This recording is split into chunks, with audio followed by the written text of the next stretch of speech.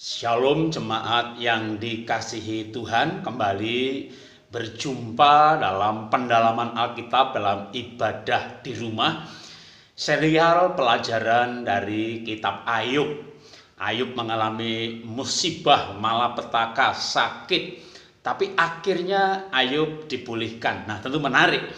Ayub sendiri dalam pasal 3 sampai pasal 42 dia tidak berdoa minta sembuh, dia nggak berdoa minta dipulihkan, tapi dia bergumul, berjuang, sempat salah, sampai akhirnya menemukan nilai-nilai kekekalan, dan Tuhan memulihkan Ayub. Ayubnya sendiri tidak berdoa untuk dirinya, dia berdoa untuk sahabat-sahabatnya. Tapi dalam edisi kali ini kita akan mempelajari masih seputar Ayub mencabut perkataannya. Karena Ayub dipulihkan, itu judul perikop di bawahnya itu pasal 42 ayat 7. Nah, Ayub pasal 42 ayat yang ke-6 itu dikatakan demikian. Oleh sebab itu aku mencabut perkataanku, dan dengan menyesal aku duduk dalam debu dan abu. Setelah Ayub mencabut perkataannya, maka kisah selanjutnya, perikop di bawahnya, itu Ayub dipulihkan. Mengapa mencabut perkataan ini begitu pentingnya? Karena firman Tuhan mengajarkan bahwa setiap orang akan dihakimi berdasarkan ujarannya atau perkataannya. Ada ayat yang mengatakan demikian, bahwa perkataan itu penting. Kalau kita kembali ke pasal 1, pasal 2, maka ada cerita bagaimana iblis itu menghadap Tuhan dan mengajukan proposal. Tuhan, izinkan aku mencobai Ayub, ya, membuat Ayub ini nanti mengutuki engkau gitu. Nah, kalau saya mengumpamakan itu terjadi pada hari ini, lalu iblis ini datang menghadap Tuhan untuk minta izin berbuat sesuatu, dan dia misalnya, ya saya hanya berandai-andai, ini iblis ini rupanya pinter bikin proposal gitu ya, lalu dia melampirkan, dalam lampirannya itu adalah perkataan-perkataan yang pernah diucapkan seseorang. Maka mencabut perkataan menurut saya itu penting supaya tidak bisa digunakan oleh si setan, iblis, untuk mendakwa. Dengan mencabut perkataan, termasuk kata-kata kotor, sia-sia, apalagi ujaran kebencian, saya mengambil 1 Yohanes 1 ayat 9. Jikalau kita mengaku dosa, termasuk perkataan, maka ia setia dan adil, maka ia mengampuni, menyucikan.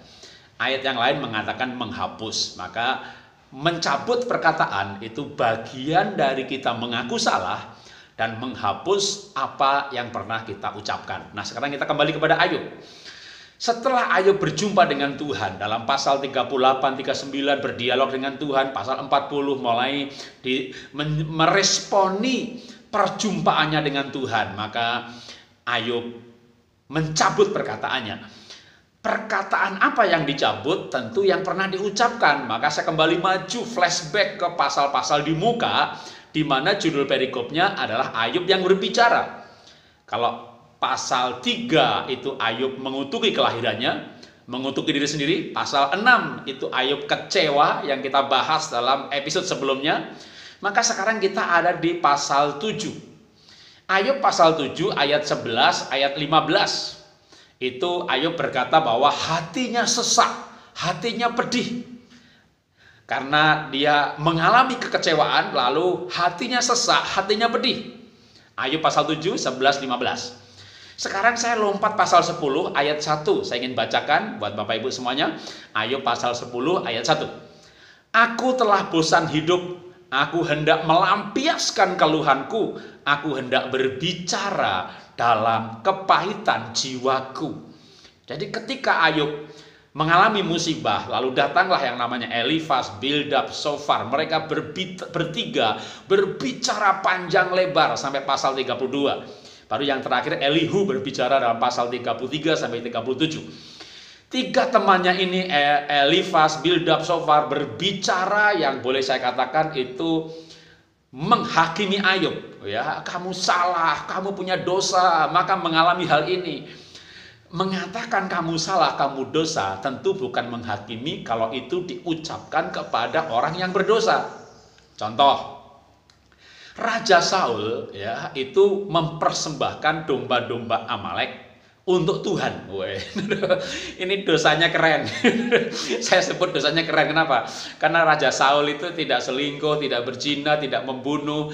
Dia mempersembahkan domba kepada Tuhan. Waduh.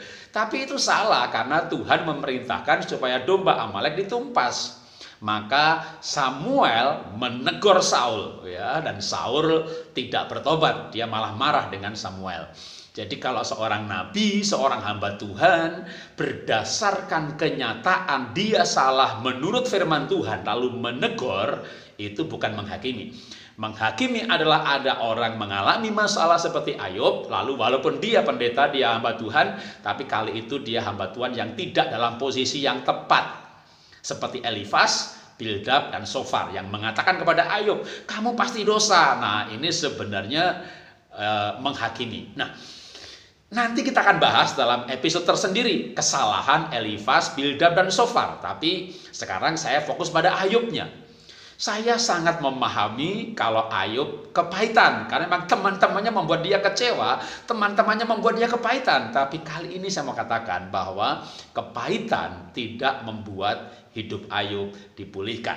Sebaliknya, setelah Ayub mencabut perkataannya, maka Ayub justru dipulihkan. Maka kita belajar kalau kita menjadi teman-teman Ayub ya, atau teman-teman kita mengalami musibah, sakit, hati-hati dengan mulut ini ya, jangan menuduh, jangan menghakimi.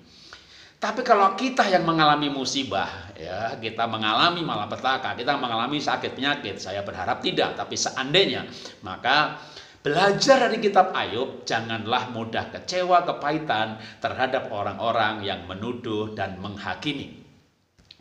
Puji Tuhan, akhirnya Ayub sampai pada tahap itu, di mana ketika sahabatnya yang terakhir yang bernama Elihu yang netral, dia tidak memihak Ayub, dia tidak memihak Elifas, Elihu. Dia tegur dua-duanya dengan motivasi yang baik, membuat Ayub datang kepada Tuhan, lalu dia berbicara dengan Tuhan, menghadap Tuhan, merendahkan diri, dan dipulihkan. Karena itu hati-hati dengan yang namanya kepahitan. Hati-hati juga dengan sahabat. Ya, sahabat itu kalau ngasih nasihat, kita harus saring. Ya, kalau itu baik kita terima. Kalau salah, jangan membuat kita kecewa, kepahitan. Kalau kita sebagai orang yang menasihati, belajarlah bijaksana untuk menasihati yang tidak menimbulkan kepahitan. Nah, sekarang kita berbicara pada kepahitan. Ya. Dan tentunya saya akan menggunakan Ayub atau ayat yang lain yang bisa berhubungan dengan kepahitan. Karena bukan hanya Ayub yang pernah kepahitan. Daud juga orang yang pernah disingkirkan sama Saul ya, dia mengabdi untuk Israel Raya, dia melayani ini Saul ini ya rajanya, ya atasannya, ya bosnya sekaligus mertuanya.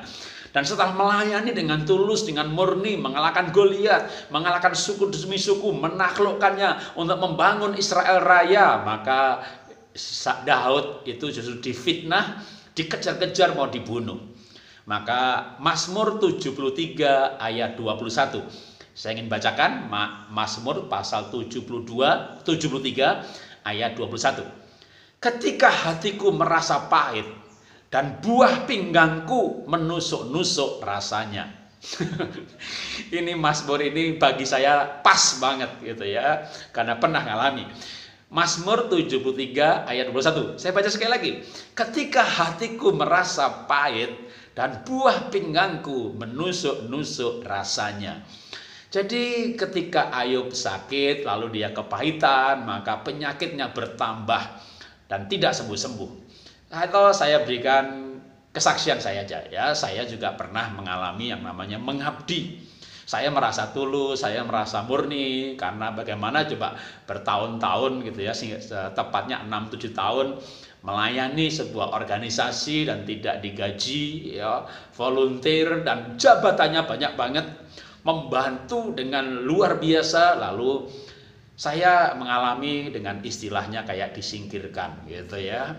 Nggak boleh ceramah sampai hampir 4 tahun. Semua cabang nggak boleh mengundang saya, jabatan saya dicopot habis. Waduh. Jujur ini saya jujur ini sudah lama ya. Ini udah terjadi tahun 98, ya tahun 97 akhir tahun 98. Jujur saya kecewa dan saya kepahitan waktu itu. Lalu apa yang saya alami? Saya betul-betul mengalami seperti Mazmur 73 ini. Ketika hatiku merasa pahit dan buah pinggangku menusuk-nusuk rasanya. Buah pinggangku menusuk-nusuk rasanya. Tahun 98 itu saya sakit pinggang. Sakitnya luar biasa, seperti ditusuk-tusuk. Ketika bangun tidur, kaki saya tidak bisa bergerak. Karena begitu bergerak, wow, sakitnya luar biasa. Akhirnya saya butuh waktu beberapa menit untuk menggerak-gerakkan kaki, posisi yang benar, lalu duduk. Wow, waktu duduk sakit lagi luar biasa. Lalu duduk, udah sakitnya hilang, berdiri sakit lagi luar biasa. Akhirnya saya sadar, ternyata kalau saya kayak bergerak begini sakit, benar-benar sakit. Jadi begitu bangun, duduk, udah posisinya lurus, tegak, lalu dipasang korset. Korset itu yang biasa dipakai kalau orang habis melahirkan gitu ya, biar perutnya singset ya, diikat. Nah, bahkan saya cari korset yang ada magnetnya supaya peredaran darahnya lancar. Tapi ya berminggu-minggu nggak sembuh-sembuh. Oh, sakit pinggang dikasih korset ya hanya menolong supaya tidak bergerak. Begitu naik mobil, wah sakitnya luar biasa. Saya nggak bisa setir sendiri, harus pakai sopir, duduk di sebelah lalu duduk begini. Begitu dipanggil Pak Jarot, sakit lagi. Jadi badan nggak boleh bergerak, begitu bergerak sakit. Wah, tidurnya harus di lantai. Benar-benar menyiksa sekali. Akhirnya saya mencoba mencari jawaban ya, pergi ke rumah sakit. Di scanning MRI, waduh ketahuan ini Pak Jarot ini di tulang belakang yang nomor sekian gitu istilahnya, waktu ada nomornya saya lupa. Ini sarafnya kejepit Pak, jadi ini harus dioperasi kalau mau sembuh. Nggak bisa Pak, ini kalau ini fotonya nih, hasil ronsennya nih. Maka kalau nggak ya ini harus operasi Pak. Waduh, saya dengar kata operasi itu kayak bleng itu. Kenapa? Jangankan dioperasi, saya itu jujur juga dia. Saya tuh dites, diambil darahnya, bukan di sini ya, diambil darahnya gitu ya, 300 cc, 3 botol kecil begitu, pingsan berkali-kali. Pokoknya ambil tes darah, saya lulus kuliah, melamar pekerjaan, wawancaranya semuanya selesai, Anda lulus semuanya, tinggal tes kesehatan, nanti kamu tes kesehatan, amplopnya tertutup, bawa kemari ya, gitu. Diambil darahnya pingsan, waduh. Tapi hasil analisanya saya sehat, jadi diterima pekerjaan gitu. Lalu mau pindah pekerjaan, tes lagi, pingsan lagi. Jadi berkali-kali kalau diambil darahnya saya pingsan. Kenapa? Saya ini takut sama darah, takut sama jarum, takut sama dokter. Waktu saya tahun 2000-an berapa, saya pernah kena cacar di kota Medan ya. Lalu sampai orang pada bilang begini, loh Pak Jarot ini kan udah tua kok kena cacar, apa dulu waktu kecil nggak ikut vaksin cacar gitu. Saya ingat waktu saya kecil dulu SD, kalau ada vaksin ke sekolahan gitu ya, teman-teman saya udah mulai nakut-nakutin ya, ada yang bilang musim suntian. Saya lari pulang, ngiprit lari, betul-betul lari nggak ikut vaksin. Makanya tahun 2002 atau 2000 berapa itu saya pernah ingat, saya lagi pelayanan di Medan ya. Lalu anak saya yang nomor 2 masih kecil namanya Benaya, diajak jalan-jalan ke Brastagi dan saya kena cacar. Saya masih nginep di rumah misi gereja, waktu itu gereja baru perintisan ya, hamba Tuhan tamunya nggak dinepkan di hotel seperti sekarang ini, di rumah misi nginep di situ. Wah, dengan keadaan sakit cacar karena waktu kecil nggak pernah divaksin, takut sama jarum. Nah, sama jarum aja takut, gimana dioperasi. Maka waktu itu saya berkata, Tuhan saya nggak mau dioperasi, saya takut nanti waktu biusnya baru 1/5 saya sudah pingsan. Wah, dokternya merasa nih, wah manjur banget nih biusnya ya. Ya udah deh, disembelih. dibuka pinggangnya karena biusnya dikit, waktu dibuka dibelek, waduh saya bangkit lagi. Wah, bisa kain-kain minta ampun, bisa bukan mati karena sakit pinggang, mati takut darah, takut suntik. Saya itu kebaktian Paskah, lalu di gereja tuh diputer film Yesus ketika dianiaya. Mata saya udah gelap, saya udah mau pingsan. Jadi saya bergumul waktu itu, saya tidak mau operasi. Lalu gimana supaya saya bisa sembuh gitu ya? Ya enggak bisa. Pakai korset, lalu nyoba berenang, sampai akhirnya saya ketemu ayat ini. Ketika hatiku merasa pahit dan buah pinggangku menusuk-nusuk rasanya. Tiba-tiba ayat ini berbicara kepada saya dengan lebih jelas bahwa kamu tuh sakit pinggang karena hatimu pahit. Maka coba buang kepahitan, lepaskan pengampunan, jangan kecewa, jangan merasa benar bahwa kamu memang benar tapi kamu juga punya kesalahan. Kalau kamu diskors, kamu dihukum, kamu didisiplin oleh gereja, kamu didisiplin oleh lembaga, atau seperti anak didisiplin sama orang tuanya, pasti ada bagian di mana kamu salah. Lalu saya akhirnya minta ampun untuk kesalahan saya membuang kekecewaan saya membuang kepahitan saya, dan saya mau bersaksi ya, itu meja operasi tidak pernah saya datangi dan pisau operasi tidak pernah menyentuh tubuh saya. Waktu itu ada yang bilang begini, ya Pak Jarod, kalau udah pernah sakit pinggang dalam level yang kejepit seperti itu ya nanti 2-3 bulan kambuh lagi Pak, 2-3 tahun kambuh lagi Pak. 98 sampai hari ini 2020 saya tidak pernah kambuh lagi yang namanya sakit pinggang. Karena firman Tuhan berkata kalau sakit hati merasa pahit, maka pinggang menusuk-nusuk. Kenapa menusuk-nusuk? Karena saraf yang kejepit. Waktu itu saya dapat ayat lagi selain Mazmur 73 juga sebenarnya adalah Amsal. Yang berkata demikian, Amsal 16 ayat 24. Saya akan bacakan juga, Amsal 16 ayat 24. Perkataan yang menyenangkan seperti sarang madu, manis bagi hati dan obat bagi tulang-tulang. Perkataan yang menyenangkan adalah seperti sarang madu, manis bagi hati dan obat bagi tulang-tulang. Wow. Makanya saya ingat kembali mengenai Ayub. Bagaimana Ayub mencabut perkataannya yang dipulihkan. Maka saya mencabut kata-kata kecewa, saya mencabut kata-kata kepahitan, saya membuang kepahitan dari hati saya. Sebaliknya, saya mengucapkan kata-kata manis.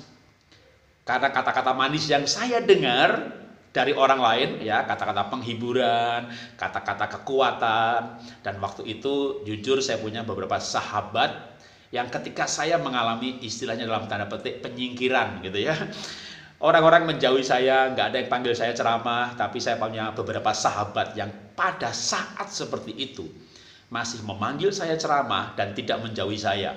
Di antaranya adalah Pak Bambang Yonan, Gembala GBI Medan.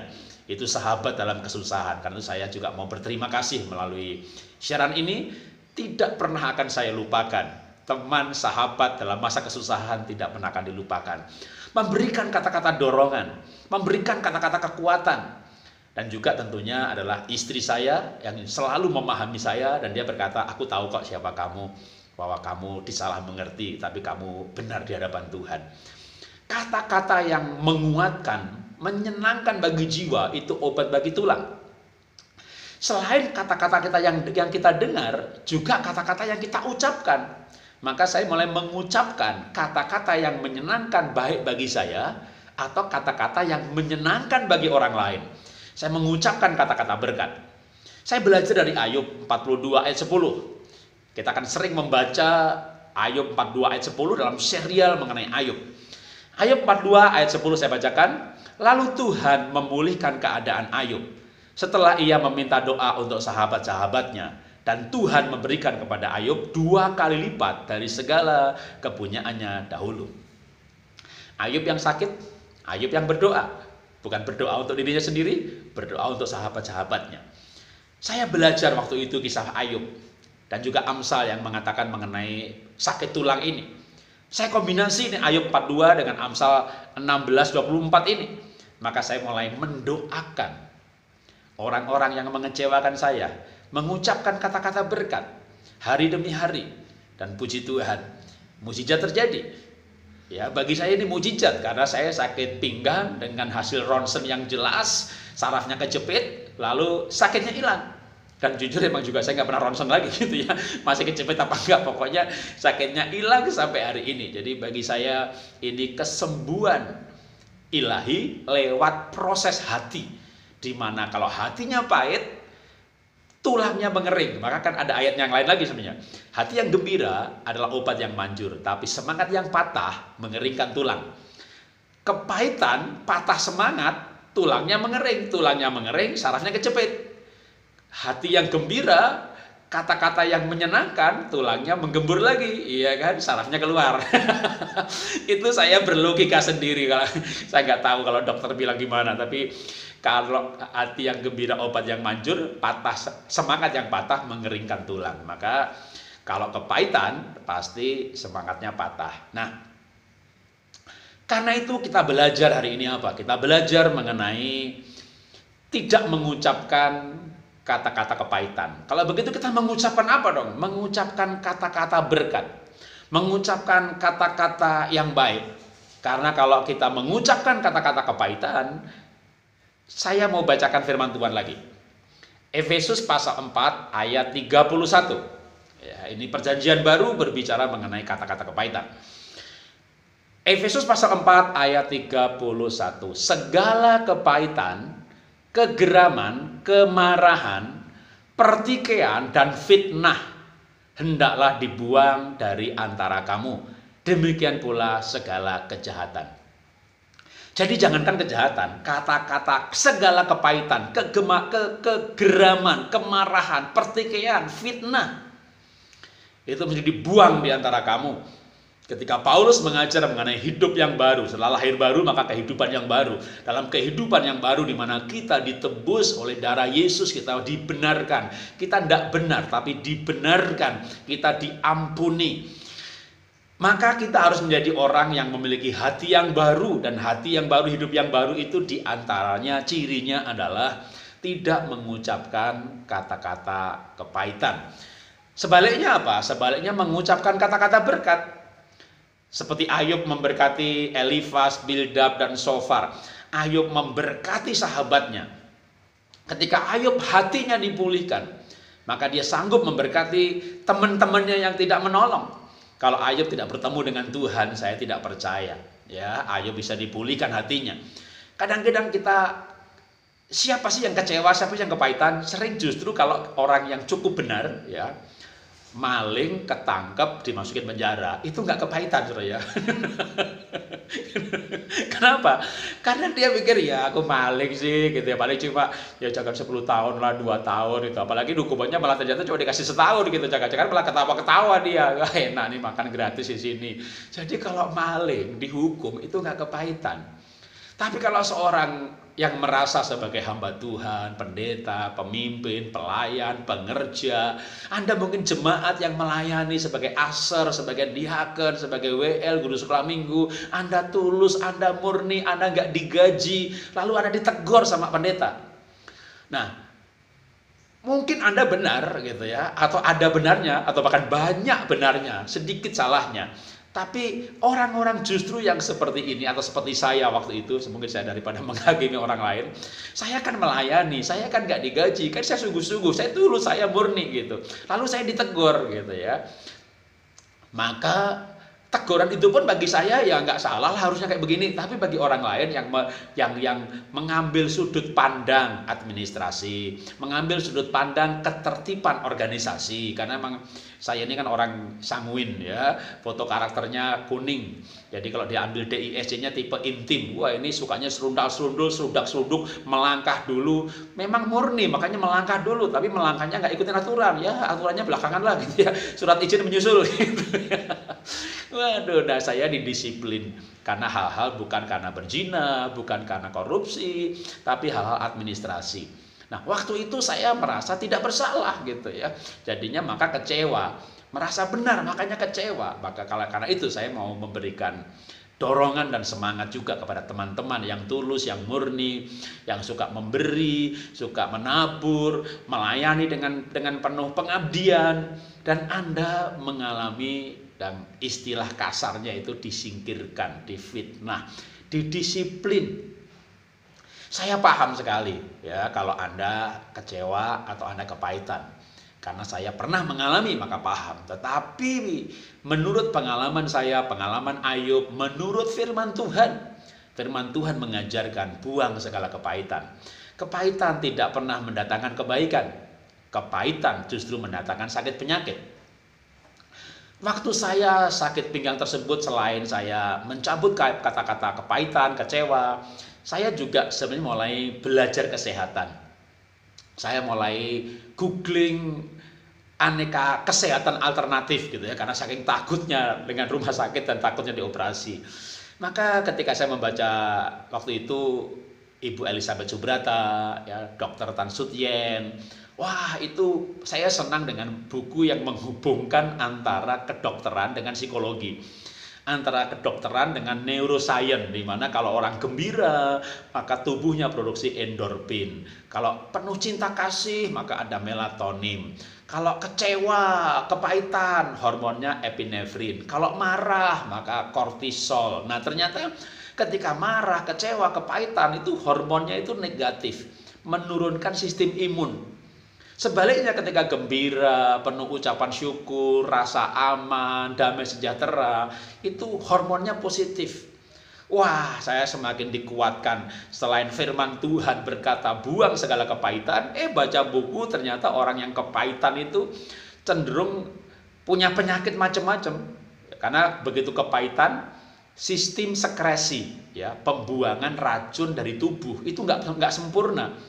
Padahal kan tubuh kita pada zaman yang penuh polusi ini benar-benar banyak racun dari asap, dari makanan yang dikasih pengawet, ngasih perasa yang tidak organik. Itu semuanya disebut karsinogen, memicu kanker. Tapi jangan takut, karena tubuh kita ada sistem sekresi yang mengeluarkan racun, maaf nih, lewat kotoran, BAB, lewat kencing, lewat keringat, itu racun dibuang semuanya. Maka kita harus berolahraga supaya berkeringat, racunnya keluar. Tapi kalau orang kepahitan, sistem pembuangan racun ini tidak sempurna, sehingga akhirnya akan ada banyak zat-zat karsinogen yang tetap ada dalam tubuh dan bisa memicu kanker. Wah, saya makin takut, jangan sampai sakit pinggang tambah kanker lagi. Akhirnya didorong oleh keadaan. Ya, memang kadang-kadang keadaan itu mendorong kita. Karena itu kalau hari-hari ini keadaan mendorong kita, ya, adanya COVID ini mendorong kita bergumul, kita takut sakit, bahkan kalau sakit kita takut mati, maka kita bergumul seperti Ayub datang kepada Tuhan. Dan ketika Ayub berjumpa dengan Tuhan, dia dituntun oleh Tuhan untuk mencabut perkataannya yang pernah dia ucapkan. Ayub mencabut perkataannya, dia buang kepahitannya, dan Ayub dipulihkan. Karena itu lewat keadaan yang diizinkan ini, biar ini membawa pemurnian kita. Hati kita lebih murni, hidup kita lebih murni, ya, sehingga kita semuanya reda. Kita keluar rumah ini setelah isolasi ini, mudah-mudahan kita bisa seperti Musa yang mengisolasi diri di puncak gunung berjumpa dengan Tuhan. Musa turun dari gunung, mukanya bercahaya sebab ia telah berbicara kepada Tuhan. Dan demikian juga ketika kita dalam masa-masa isolasi ini kita banyak bergaul dengan Tuhan. Yang hari ini firman Tuhan mengajarkan mengenai buang segala kepahitan. Saya ingin mengakhiri pelajaran kita hari ini, ya, dengan berdoa bersama-sama. Mari kita datang kepada Tuhan dan kita berdoa. Bapa, kami datang di dalam nama Tuhan Yesus Kristus kepadamu, ya Tuhan. Tuhan, Engkaulah yang memegang kehidupan kami. Tidak ada satu hal pun yang terjadi tanpa seizin-Mu. Dan kalau Tuhan mengizinkan kami mengalami masalah ekonomi, keluarga, kesehatan, apapun yang saat ini mungkin ada masalah yang kami alami atau dihadapi oleh jemaat atau pendengar, maka kami datang bersama-sama kepadamu, ya Tuhan. Kami tidak sempurna di hadapan-Mu. Kami pernah merasa bahwa kami ini hebat, kami ini luar biasa, kami ini rohani, kami ini takut akan Tuhan, kami tulus dan kami murni. Tapi waktu kami datang di hadapan-Mu, ya Tuhan, kami tahu bahwa kesalehan kami seperti kain kotor, bahwa kami ini sedang disempurnakan dan kami belum sempurna. Relung-relung hati kami kadang masih ada iri hati, kadang masih ada kekecewaan dan kepahitan. Karena itu kami datang kepadamu, ya Tuhan, Kuduskan hati kami, bersihkan hati kami, biar hati kami terbebas dari kekecewaan, biar hati kami terbebas dari kepahitan, biar darah-Mu ya Tuhan Yesus yang ditumpahkan di kayu salib, itu yang membersihkan hati kami, biar oleh bilur-bilur-Mu kami disembuhkan, oleh darah-Mu kami dikuduskan, kami menjadi orang yang dilayakkan oleh Tuhan. Melalui keadaan hari-hari ini, biar kami semakin dekat dengan Tuhan dan bergaul dengan Tuhan, menemukan kebenaran dan kekekalan, tujuan hidup dan nilai hidup yang kami harus jalani dalam hidup kami. Terima kasih Bapa, kami sudah berdoa, kami mengucap syukur, kami percaya bahwa Tuhan adalah Tuhan yang hidup, yang sanggup memulihkan kehidupan kami. Dalam nama Tuhan Yesus kami berdoa mengucap syukur. Amin. Ya saudara, inilah pelajaran kita hari ini. Saya percaya bahwa Tuhan yang kita percaya, beriman, kita layani, kita sembah bersama-sama adalah Tuhan yang hidup. Dia bangkit, dia naik ke sorga, dia hidup, kuasanya tidak berubah, mujizat masih berlaku yang akan dikerjakan oleh Tuhan, bukan oleh hamba Tuhan atau manusia, tapi oleh Tuhan lewat hamba Tuhan atau lewat doa saudara. Dia memulihkan, dia menyembuhkan, tapi yang terutama dia menyelamatkan kehidupan kita. Sampai berjumpa dalam seri selanjutnya. Tuhan memberkati.